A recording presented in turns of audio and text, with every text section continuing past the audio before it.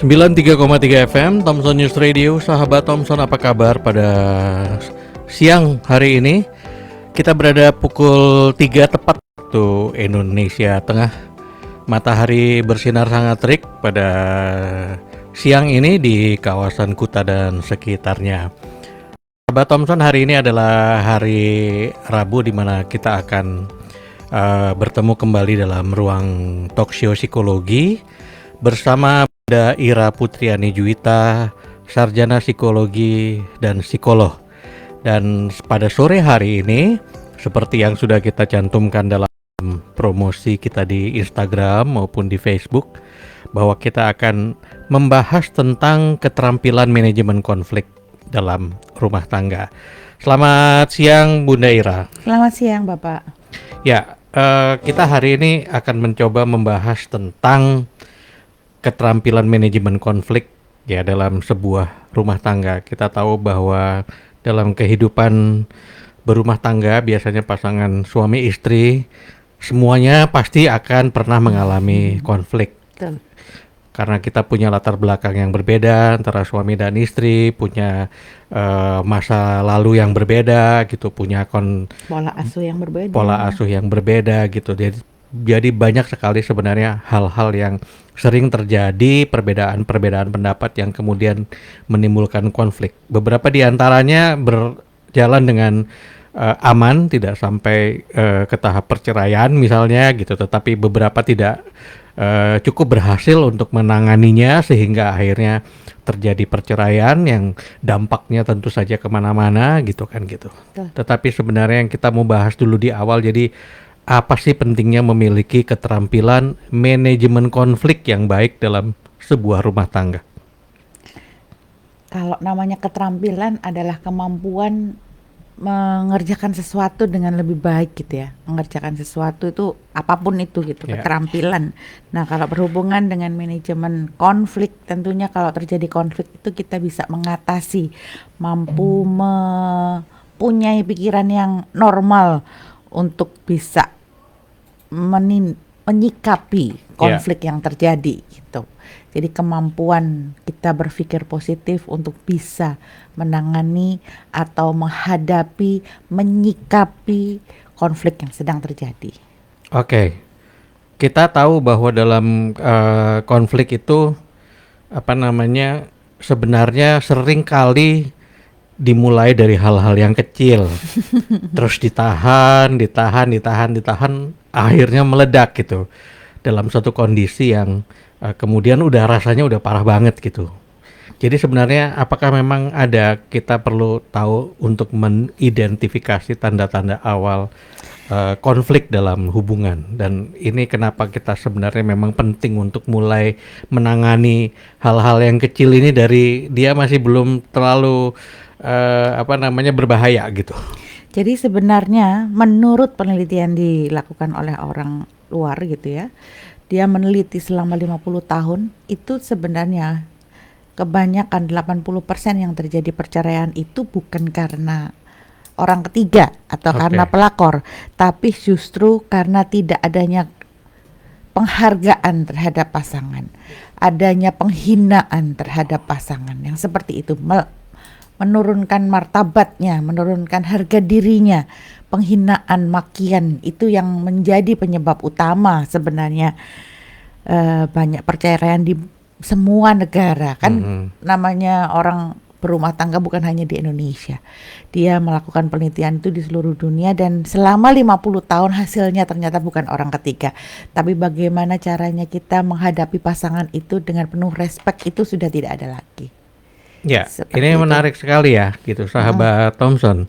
Jadi seperti yang disampaikan oleh Bunda Ira tadi, bahwa menurut hasil penelitian seorang ahli bahwa selama 50 tahun tuh penelitiannya gitu, bahwa pelakor atau perselingkuhan itu bukan itu penyebab utamanya, tetapi lebih kepada respect, penghinaan. Ya, maksudnya disebabkan karena pasangan merasa tidak dihargai. Iya, pasangan merasa tidak ada gunanya atau tidak ada nilai Heeh. bagi pasangan yang Iya, lain gitu. Sehingga ini bisa menjadi introspeksi kita masing-masing nih di kondisi sekarang gitu.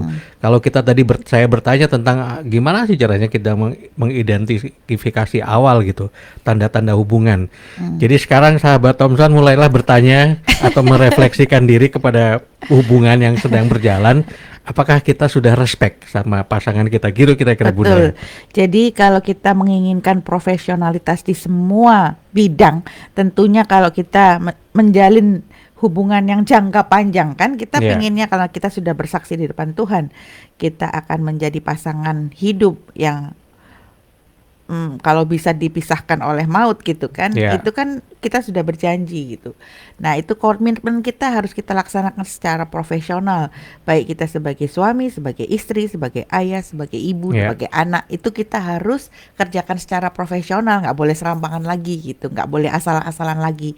Nah itu gunanya parenting, Iya. sehingga kita semakin tahu, oh ini loh sebenarnya kita menjadi orang tua yang profesional atau Iya. menjadi pasangan yang profesional. Ya, saya jadi teringat kita memang kadang-kadang sebagai pasangan suami istri itu sering justru pasangan utama kita itu yang sering dikorbankan untuk urusan-urusan yang penting orang lain punya misalnya. Nah itu dia. Ya kan gitu. Jadi kadang-kadang misalnya apa-apa kok malah yang pasangannya sendiri yang disuruh ngalah, keluarganya sendiri yang disuruh ngalah untuk urusan-urusan yang kepentingannya orang lain yang harus kita dahulukan gitu.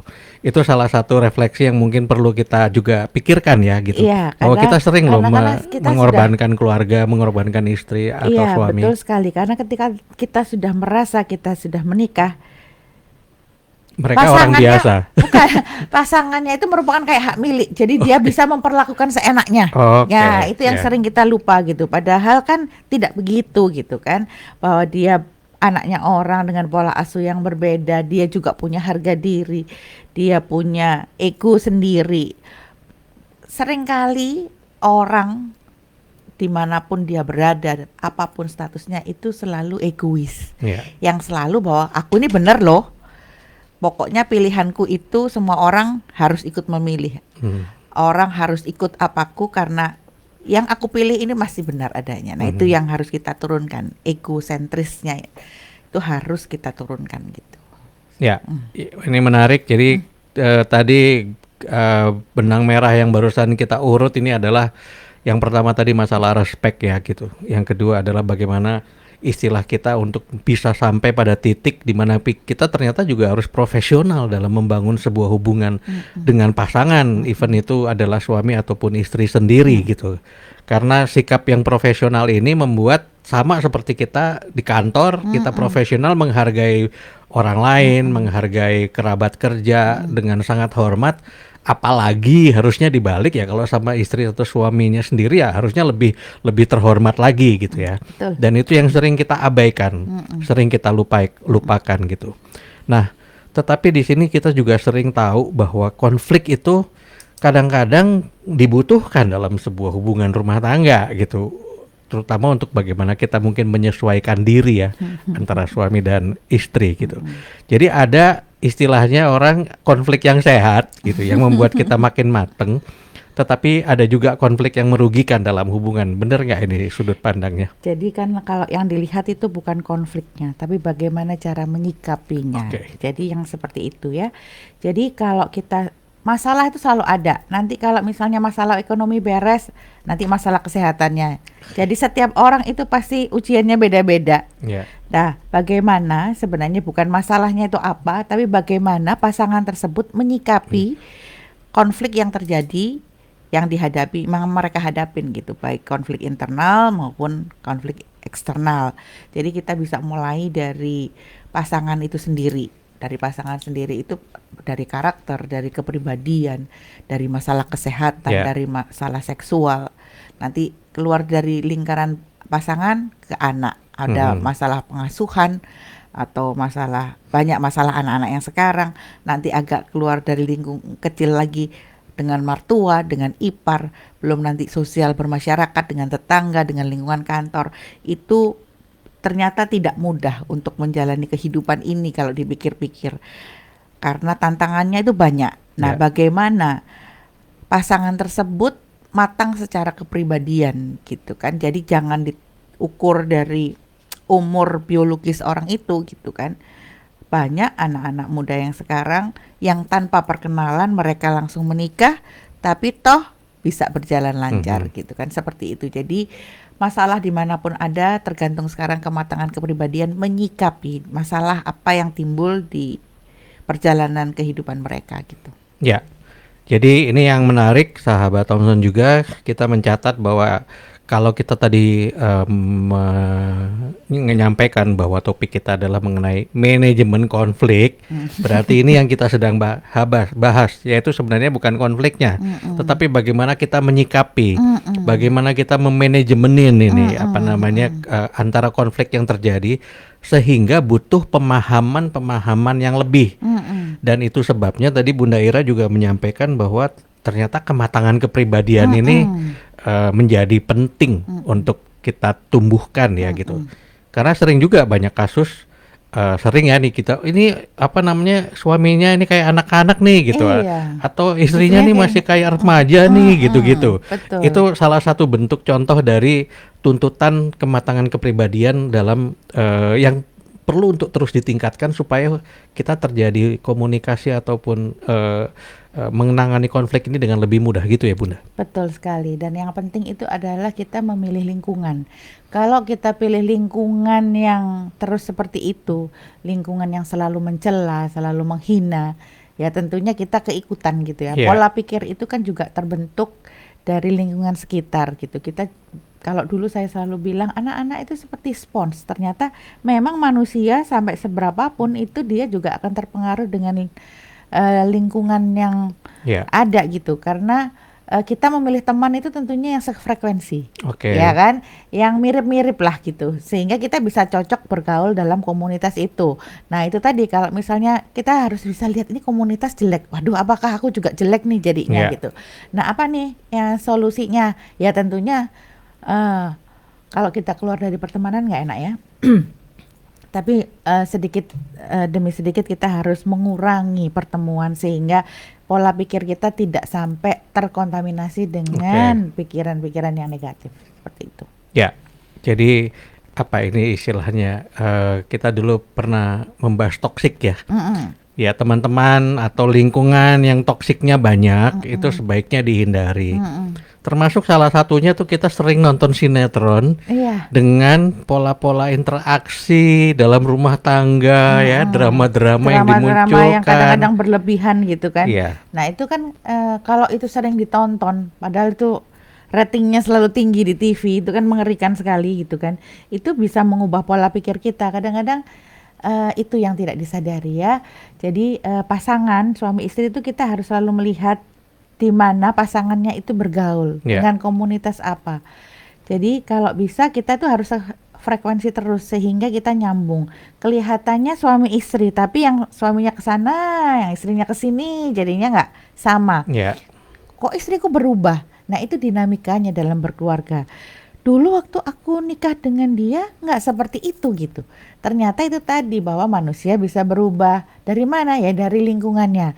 Lingkungan itu bukan hanya sekarang itu di dunia nyata ya, tapi bisa juga sekarang terpengaruh oleh dunia sosial media gitu kan. Kita masuk komunitas di lingkungan apa, misalnya di FB, di Instagram kita masuk komunitas, tentu saja itu kalau kita sudah sampai gabung pada komunitas itu tentu kita menyetujui apa yang menjadi penawaran dari komunitas itu gitu. Nah tentunya itu kan pasti sedikit banyak akan merubah pola pikir kita gitu kan. Kalau misalnya pasangan itu nggak sadar pasangannya memilih komunitas itu bisa terkaget-kaget gitu kan, yang seperti itu. Jadi kalau gitu sebenarnya kita tahu bahwa kita banyak sekali tantangan di luar gitu kan yang mempengaruhi pola pikir. Entah itu pola pikir suami mungkin di kantor kumpulnya juga sama orang-orang yang toksik gitu, atau sebaliknya gitu istri kumpulnya dengan arisan-arisan yang toksik gitu kan gitu. Jadi sebenarnya seberapa cara yang efektif seperti apa gitu yang supaya kita bisa gunakan agar kita selalu sama-sama satu frekuensi nih antara suami dan istri. Kita ikut aja iklan teh Iklan yang teh. punya waktu untuk duduk bersama sambil ngeteh bersama sebagai kayak diskusi, tukar pendapat, saling bercerita. Kalau menurut saya, pendapat saya tuh begini. Menurut Mas, menurut Bapak, menurut Yayang, menurut Darling itu Iya, seperti heeh. apa? Jadi kita tahu. Jadi ketika di waktu santai kita tahu pendapatnya pasangan, tentunya pada masa genting dia tahu. Oh, kalau misalnya aku mengambil keputusan ini dia seperti itu. Hmm. Jadi kita merekatkan kedekatan itu ya, belongingness-nya itu harus semakin erat gitu. Ya, Jadi sering ngobrol lah, sering komunikasi di saat-saat tidak ada konflik gitu. Sehingga ketika konflik datang itu kita sudah tahu nih pasanganku ini seperti apa gitu. ya, Harusnya kalau saling saling semakin dekat itu pasangan itu karena emosinya sudah sama itu biasanya mukanya bisa sama gitu kan.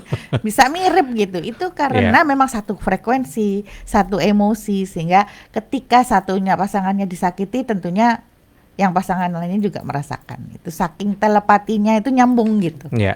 Gitu. Intinya memang harus ada unsur kesengajaan, Selalu unsur dibuat. keseriusan untuk membangun sebuah komunikasi sebelum terjadinya konflik. Betul. Kalau misalnya kita kurius, kalau kira-kira suamiku atau istriku beda pendapat nggak ya dengan hal yang kayaknya prinsip ini misalnya gitu ya. Kemudian itu kita coba bangun pelan-pelan dalam kondisi yang baik-baik saja. Sehingga kita bisa saling sering bertukar pikiran. Ya, namanya juga suami istri yang tadi kita bicarakan di depan bahwa kita terlahir dari pola asuh yang berbeda, dari budaya yang berbeda, punya orang tua yang dari lingkungan yang pasti berbeda gitu Ya, kan. Kadang-kadang di semua pasangan itu pasti ada perbedaan antara kutub utara dan kutub selatan. Tapi itulah karena laki-laki perempuan pun pada intinya cara berpikirnya aja udah udah beda beda. gitu ya. Jadi nggak bisa disatuin. Tadi apa Mas ceritanya awal? Ya berarti kita membangun komunikasi dengan secara terencana lah gitu untuk Ya, bisa mengetahui satu sama lain atau heeh. mengetahui pendapat-pendapat dari pasangan kita terhadap hal-hal yang mungkin prinsip untuk kita sama-sama sepakat gitu. Iya, kan kalau kalau kita pilih seperti kemarin pemilu, boleh dong pasangan tuh berbeda, gitu Oke, ya. iya, iya Itu kan contoh. yang paling gampang yang kemarin-kemarin. Kita nggak boleh memaksakan. Kalau saya Ya, sudah serak sama itu, ya ya sudah. pasangannya ya sudah gitu kan. Itu tadi pilihan itu tetap bahwa kita masing-masing pribadi punya keunikan, kekhususan dan punya boleh memilih sendiri, Ya, punya. punya sudut pandang yang harus dihargai. Iya gitu kan kita nggak Ya, boleh memaksakan gitu ya, kan. Itu kan ya, contohnya yang paling gampang yang ya. kemarin itu gitu kan. Ada sisi hak dan kebebasan Iya. yang tetap dimiliki walaupun Dan dia harus adalah dihormati, tidak dan boleh dihormati. nggak boleh diece, nggak boleh Ya, dimaki, nggak boleh disalahin, nggak boleh diapapun ya. gitu kan. Sekalipun dia suami atau Hak asasi istri. manusia lah gitu Ya, ya gitu. ya. Itu yang harus benar-benar dihormatin antara pasangan Mhm. sehingga bisa menyelamatkan kehidupan berumah tangga tadi gitu. Ya, jadi ini menarik sekali sahabat Thompson. Ternyata ngobrol-ngobrol minum teh, suami istri mungkin bersama anak-anak dan Iya. sebagainya, atau makan malam, itu Mm-mm. adalah momentum penting Mm-mm. yang bisa digunakan sangat efektif sebagai sarana untuk berkomunikasi sama nyamain frekuensi tadi ya. Iya, tapi jangan sampai kita mau ngeteh bareng tapi habis itu handphonean sendiri-sendiri, nggak nyambung nanti jadinya Ya, gitu kan. ya. Nggak ada komunikasi yang terjadi buat apa itu yang masalahnya. Jadi ayo kita kayak di apa namanya? Kaleng biskuit. Ya, ya, Nah, satu keluarga yang ada yang saling meladenin itu kan benar-benar keluarga harmonis yang harus diciptakan gitu kan, gitu loh. ya, Jadi itu kan sudah ada, itu polanya apa namanya dengan biskuit itu kan menjalin komunikasi. ya, Dengan adanya teh bisa saling refreshing gitu kan, saling healing dengan mencium aroma teh tadi itu ya, benar gitu kan. Tinggal sekarang kita masukkan lagi gitu kan komunikasi yang perlu antara suami istri tadi gitu. ya. Menarik sekali. Bunda Era sering sekali cerita mengenai ini pertanyaan berikut soalnya tentang bagaimana sebenarnya kita cara kita mengekspresikan perasaan dan kebutuhan kita atau bagaimana kita mengkomunikasikannya itu penting untuk dilakukan dengan cara yang tepat ya. Ya. Bunda Ira sering bilang ya kalau bisa kalau ngomong kalau tanya ya nggak usah pakai marah-marah, nggak usah pakai bentak-bentak ya. Itu termasuk salah satu ya. Itu termasuk kita harus mengembangkan keterampilan yang positif tadi yang kita omongin di awal gitu, keterampilan berbicara gitu kan. Bagaimana mengekspresikan itu bukan hanya yang emosional gitu kan. Kita harus bisa menahan diri. Nah, kalau misalnya kalau kita bisa menilai diri kita sendiri. Kalau aku mau marah itu enaknya ngapain ya? Nah, jadi benar-benar kita itu mindfulness. Ya, kita sadar, aku nih marah loh, atau bilangin aja, aku nih marah loh. Gitu ya. Diomongin, aku ini marah loh gitu kan. Nah, kalau supaya bisa tertata tentunya kita mengembangkan aku sadar aku marah. Apakah dengan minum? Apakah dengan duduk? Apakah dengan cuci muka gitu ya? Supaya kita dingin dulu gitu. Jadi kita sebenarnya kalau mau mengkomunikasikan itu tidak pada saat keadaan marah. Karena nanti bisa terjadi pertama hal-hal yang tidak diinginkan. Jadi kan kita marah nih. Apakah kita bisa ngatur pasangan kita marah apa enggak? Kalau dia nggak bisa menahan diri, dia sampai fisik malahan karena dari kita terlalu ekspresi, kita terlalu cerewet, kita terlalu marah-marah, sananya tersinggung. Itu yang sering terjadi karena si ibunya nggak bisa menahan kecerewetannya. Yang terjadi adalah KDRT. Nanti yang disalahin kan suaminya nih, karena suaminya yang nampar. Padahal yang mancing siapa? Nah, yang seperti itu gitu kan sebenarnya. Kalau ada KDRT pasti ada salahnya dari kedua belah pihak gitu yang harus kita lihat gitu. Kita nggak boleh menyalahkan, tapi kita salahkan aja dua-duanya, nggak bisa menyalahkan salah satu. Jadi seperti itu. Terus yang selanjutnya bahwa kalau kita mulai belajar teknik keterampilan mengekspresikan, kita menulis. Gitu ya, kayak journaling gitu. Meskipun susah susah lah kan kita nggak biasa jujur pada tulisan, tapi menurut saya itu lebih baik daripada kita curhat ke orang lain. Iya kan? Nah, setelah kita tulis, setelah kita tenang, di Google sekarang itu banyak jawaban. Kalau misalnya begini nih ya, ayo lah gitu. Jadi Om Google itu memang benar-benar kita cari yang positif gitu, jangan cari negatifnya. Kalau aku begini apa ya tindakannya? Jadi kita sudah tahu solusinya meskipun itu teori. Nah, prakteknya memang susah, tapi setidaknya kalau kita punya teori, kita lebih tertata. Ya kan? Itu tadi kalau misalnya kita marah dengan menulis itu semoga bisa akan menurunkan emosinya seperti itu. Jadi yang menarik adalah kita bicara nih dalam konteks manajemenin. Jadi yang perlu kita kelola dulu manajemennya adalah diri sendiri. Dalam proses mengekspresikan kemarahan. Dalam terutama kemarahan ya. Kalau hal-hal yang kesedihan atau kasih sayang itu nggak usah diceritain lah. Itu tidak punya dampak negatif. Tetapi kemarahan ini kemudian seringkali menjadi pemicu. Karena ini pertanyaan berikutnya, karena pertanyaan berikutnya adalah kapan sih kita memilih waktu yang tepat gitu untuk membahas konflik itu gitu, dan bagaimana cara kita mengetahuinya gitu. Tiap keluarga itu punya ciri khas sendiri-sendiri, kita nggak bisa. Yang paling tepat itu waktunya pagi karena masih suasananya masih adem gitu, nggak juga gitu kan. Atau malam aja gitu. Itu tiap keluarga punya tipe karakteristik yang berbeda-beda sehingga tentunya malam udah nggak bisa tidur. Jadi itu tergantung dari tiap-tiap pasangan bagaimana. Tapi memang tidak pernah ada waktu yang tepat. Kecuali kita menyadarkan diri sendiri bahwa kita harus bicara dengan hati yang tenang. Itu yang paling penting gitu kan. Jadi bukan waktu yang tepat, tapi hati yang tenang, hati yang tepat. Dan itu dari dua belah pihak gitu. Kita nggak bisa hanya sepihak saja, satunya tenang, satunya enggak gitu kan. Benar-benar atau disepakati dulu kalau misalnya sananya masih marah, enaknya kita ngobrol kapan ya yang kamu siap gitu kan, sama-sama siapnya. Jadi ya udah janjian lagi kayak zaman dulu gitu kan. Zaman baru ketemu kan ya pasti ada janjian dulu. Jadi kita lakukan secara profesional aja. Kamu siapnya kapan nih gitu kan. Seperti itu. Kalau misalnya sudah masalah penting, masalah genting gitu kan, Jadi kita sepakati waktunya, kita atur kapan, tempatnya di Ya, mana. ya, Nah, tempat itu juga sangat mempengaruhi tempatnya nyaman atau enggak.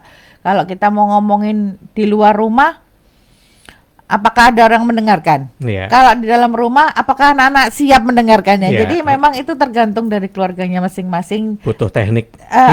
Bunuh But- teknik, butuh cari tempat yang tenang gitu kan.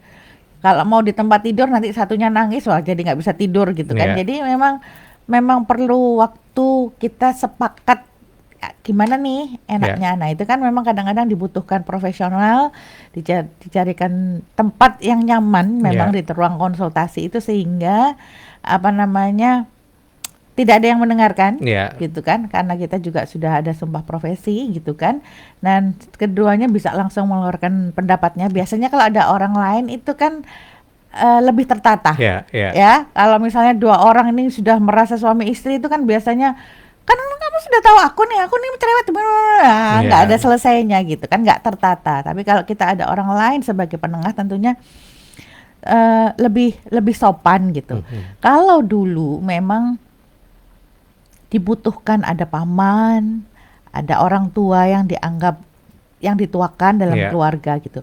Tapi dengan kemajuan teknologi sekarang itu kadang-kadang yang dituakan tuh belum tentu mengerti masalah yang terjadi karena perbedaan generasi gitu Ya. kan. Mhm. Jadi ya boleh aja mencari orang ketiga atau mencari penengah itu keluarga sendiri. Tapi itu tadi kadang-kadang agak nggak nyambung gitu kan, Mhm. karena masalah perbedaan generasi tadi gitu. Ya, ini menarik kali ya. Kalau dari penjelasan Bunda Ira tadi, kelihatannya gitu aja gitu. Tapi kalau orang udah emosi, ya kan gitu, sudah nggak ada yang tertata biasanya kan gitu. Semuanya wis kecepret aja keluar gitu kan gitu. Berarti sebenarnya kembali tadi kita bilang manajemen. Ini adalah dalam satu konteks bagaimana kita tadi mengontrol emosinya juga, sehingga mikirnya juga lagi jadi jauh lebih jernih tadi ya gitu. Tetapi ada satu kondisi yang menarik Bunda Ira kalau kita membahas ini adalah sering sekali kita gagal mengelola emosi dan pada saat yang sangat tidak tepat pada momentum yang kritis justru mengambil keputusan cerai misalnya gitu kan gitu atau apa gitu. Dan tidak sedikit yang merasa menyesal ketika setelah terjadi semua musibah atau tragedi itu kemudian berpikir lagi, andai kata saat itu kita nggak emosi ya gitu misalnya untuk bisa menyelesaikan masalah ini kita, apalagi kalau itu menyangkut anak-anak. Jadi itu tadi ya, apakah ada saran dari Bunda Ira untuk bagaimana caranya kita supaya tidak setiap konflik kemudian mengambil sebuah keputusan yang prinsip gitu? Jadi itu jangan terlalu lihat sering sinetron, karena di sinetron itu selalu keputusannya seperti itu gitu kan, cerai terus menikah lagi, cerai terus menikah lagi, sebegitu gampangnya karena itu memang sudah ditulis gitu kan. Beda dengan yang kita jalani gitu. Jadi memang yang harus diingat bahwa kalau kita sudah berani menikah itu adalah komitmen. Ya. Apakah kita sudah komit dengan janji kita, itu yang harus dipegang kuat gitu kan. Ini nih maunya dibawa kemana nih gitu. Tapi kan nggak bisa berantem terus. Oke, memang solusi yang paling mudah ketika pertengkaran yang tiada henti daripada menimbulkan masalah dampak yang lain gitu ya. Kalau kita sering berantem kan dampaknya ke anak-anak. Tapi ada kasus ketika berantem terus. Akhirnya ayo kita daripada berantem kita cerai baik-baik gitu kan. Akhirnya mereka bercerai dan baik-baik saja. Akhirnya mereka pada menikah sendiri-sendiri. Tapi mereka melupakan anaknya. Anaknya merasa ditinggalkan karena bapaknya punya keluarga baru, ibunya punya keluarga baru, dia dititipkan dengan neneknya. Akhirnya anaknya bunuh diri. Apakah itu yang kita mau? Nah itu komitmen. Kita komit bukan hanya dengan pasangan, tapi kita akhirnya juga akan punya anak yang kita harus bertanggung jawab gitu kan. Itu yang harus dipikir. Apakah kita pernah memikirkan rasanya menjadi orang tua ketika anaknya itu bercerai atau segala macam. Itu loh sebenarnya banyak dampak yang harus dipikirkan ketika kita mengambil keputusan. Jadi jangan asal nyeplos aja.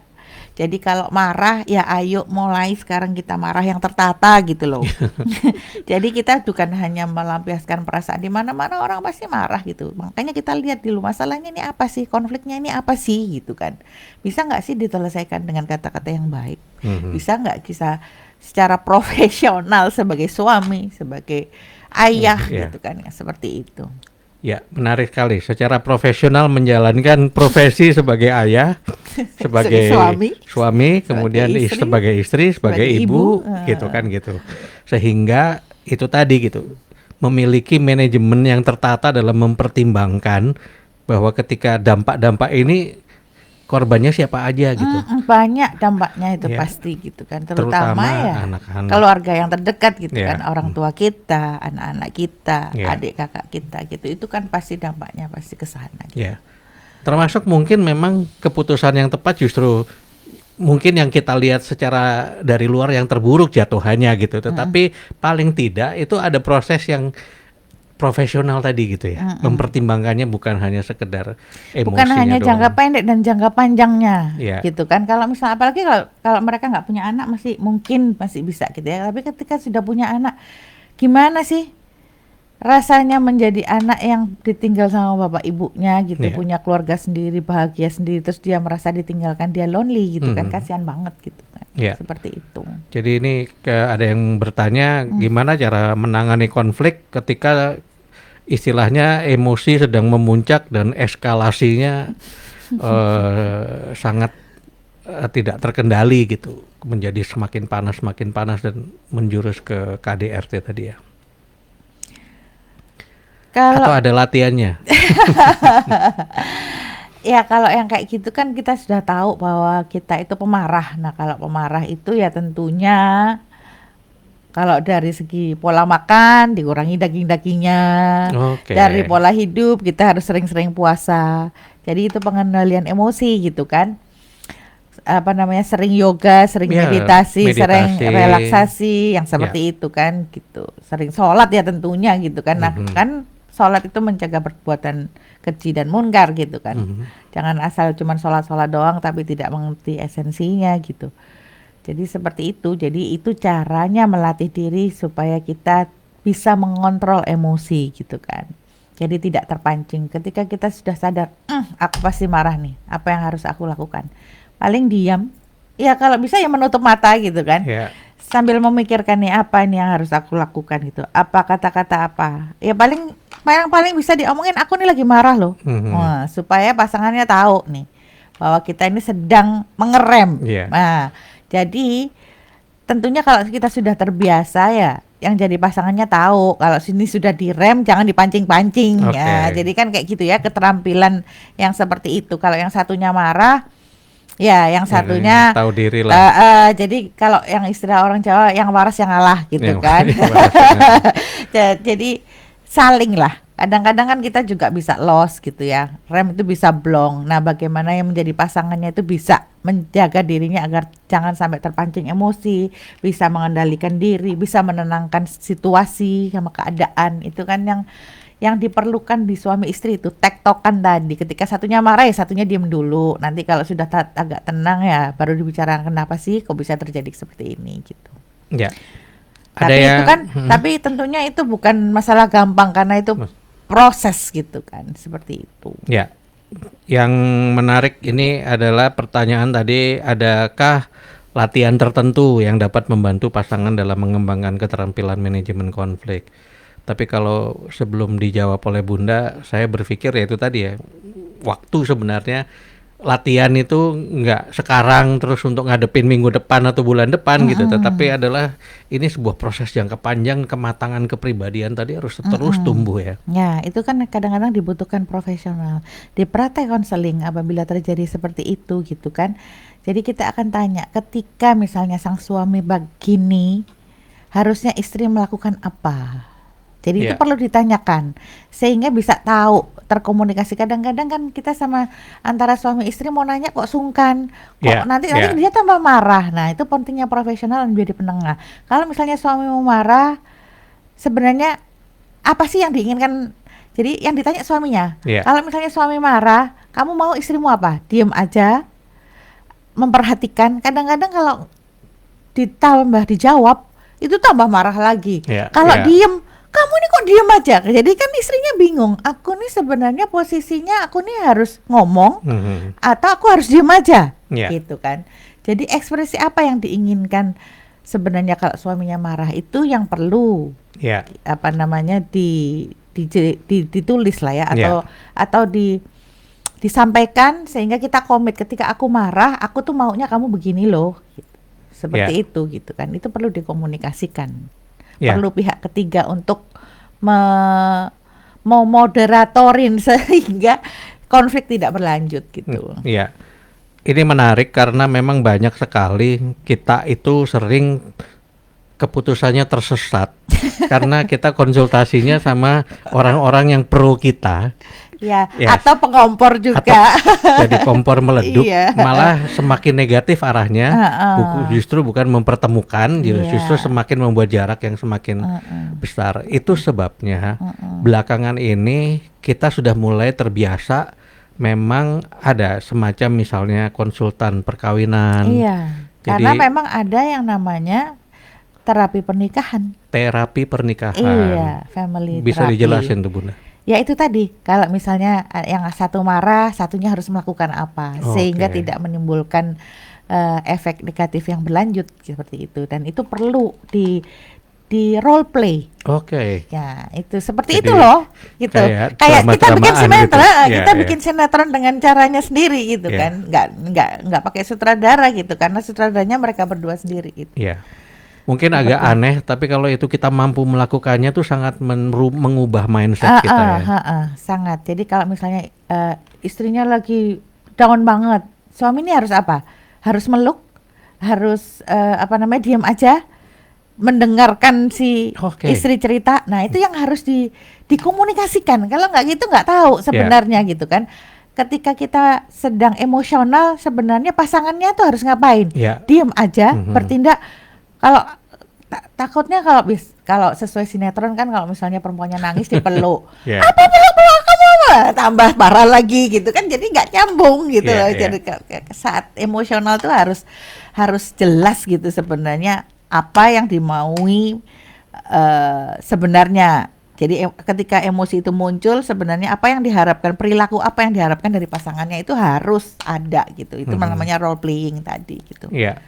Jadi sahabat Thompson, di saat-saat kehidupan kita sudah semakin istilahnya semakin sempurna ya gitu di berbagai aspek, belakangan ini kita tahu bahwa fungsi dari para psikolog atau konsultan perkawinan itu memang sudah lebih sering digunakan atau dimanfaatkan. Jadi sahabat Thompson juga jangan lupa gitu dalam menghadapi konflik-konflik seperti ini dalam rumah tangga, apabila mungkin tidak tercapai kata sepakat atau tidak terjadi pemahaman dan memang kita punya keinginan untuk bagaimana mempertahankan keluarga gitu, kita bisa minta bantuan kepada profesional ya, gitu, kepada para psikolog gitu. Nah, Bunda Ira, kalau kita berbicara tadi juga tentang bagaimana kita memanajemenin konflik dalam sebuah rumah tangga gitu. Ada perbedaan nggak sih? Kita selalu bilang ada pasangan baru, ada pasangan yang sudah lama menikah.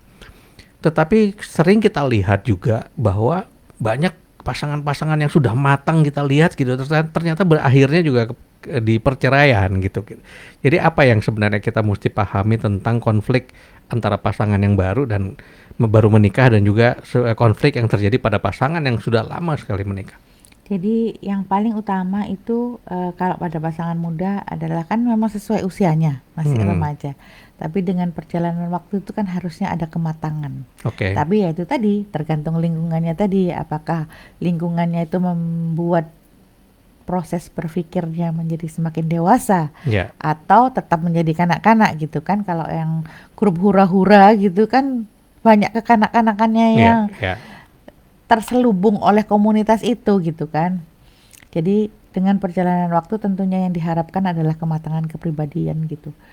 Terus dalam kalau yang orang yang pernikahannya sudah senior gitu kan, itu kadang-kadang kalau dia masih belum matang banget, itu yang terjadi adalah dia menghindar.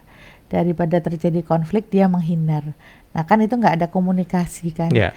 Nah itu ya lama-lama bisa menjadi cerai gitu kan. Pokoknya kan tanggung jawabku sebagai orang tua udah selesai nih.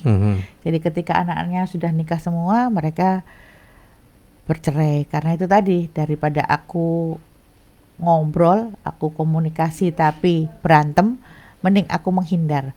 Jadi yang dibutuhkan adalah menjalin komunikasi yang baik sehingga tahu perasaan pasangan masing-masing itu seperti apa gitu. Kalau kita menghindari konflik dengan menghindar supaya tidak terjadi pertengkaran, itu malah tidak terjalin komunikasi yang akhirnya menjadi hambar dan akan semakin menghilang seperti itu. Ya, jadi bahaya juga ya. Gitu kalau Menghindarkan diri itu nggak bagus. diri Gitu. dari, Jadi mendingan dihadapin dan dituntaskan Ya, gitu kan, ya. seperti itu. kita sering menghindari konflik, tapi boroknya makin, lukanya makin besar. Makin dalam karena Makin kita sudah dalam. kan pasti egonya pasti Iya. aku yang paling benar, aku yang paling tersakiti, aku Iya. aku. Jadi kan lebih baik kalau kita berkomunikasi menurut pendapatku, jangan pendapat umum. Ini ya sebagian orang itu memang ceritanya begini, salah lagi kayak gitu Iya, kan, iya. bukan seperti itu. Tapi menurut pendapatku ini kayak gini. Tapi kalau menurut pasangan kayak gimana, Iya, gitu kan, itu yang perlu. Jadi pasangan akhirnya tahu, oh harusnya itu begini ya, oh dia Iya. mikirnya begini ya. Itu tadi seperti hak asasi manusia, kita nggak bisa menyalahkan pikirannya dia seperti itu gitu kan. Iya. Karena kita terbentuk dari lingkungan yang berbeda, pendidikan yang berbeda, lingkungan sosial yang berbeda, tentunya cara sudut pandangnya pasti berbeda gitu. Ya. Bagaimana kita mendekatkan frekuensi itu biar kita bisa sejalan. Ya, kita lihat banyak sekali sebenarnya rumah tangga ya gitu ya, konflik tapi habis itu mesra, konflik lagi, mesra lagi. Jadi sebenarnya ya sudah dinamisasinya begitu, sampai mereka tua pun begitu, tapi apa istilahnya, keutuhan dan kasih sayang dalam keluarga itu tetap terjaga ya istilahnya gitu, dan keluarga menjadi yang utama. Ini ada yang bertanya, jadi sebenarnya gimana suami itu melihat atau memperlakukan istri dengan baik, dan sebaliknya bagaimana istri melihat suami dengan cara yang benar supaya tidak pernah punya keinginan untuk berpisah. Yang paling penting itu kalau kita tahu sadar diri itu adalah kita mencintai diri kita sendiri dulu. Oh, justru Nah, ketika kita sudah terpenuhi cinta kita terhadap diri kita sendiri, baru kita bisa mencintai orang lain. Oke. Seperti kalau kita punya uang, kalau kita sudah penuh, kita bisa ngasih orang. Iya nggak? iya. Kalau kita nggak punya uang kan kita nggak bisa ngasih orang. Jadi Iya. cintai dulu, hargai dulu. Kita pede dengan diri kita sendiri. Kan ada yang orang terus lusuh, nggak cantik lagi gitu kan. Iya. Nah, nanti terus dia ngomel, aku ini loh udah nggak cantik lagi. Lah kamu nggak berusaha mencantikkan diri gitu ya. Iya. Mencantikkan diri kan bukan hanya dengan kosmetik yang mahal gitu, tapi kita harus mencintai diri kita sendiri gitu kan, seperti itu. Iya. Jadi ketika kita sudah mencintai diri, terus kita lihat kalau kita maunya diperlakukan seperti ini, jangan perlakukan pasangan lain dengan hal yang buruk. Iya. Di mana-mana itu kan kita mau diperlakukan yang baik, kita maunya disayang, kita maunya dimanja. Perlakukan seperti itu gitu kan. Sehingga bisa timbal-timbal balik. Jadi memang diperlukan dua orang.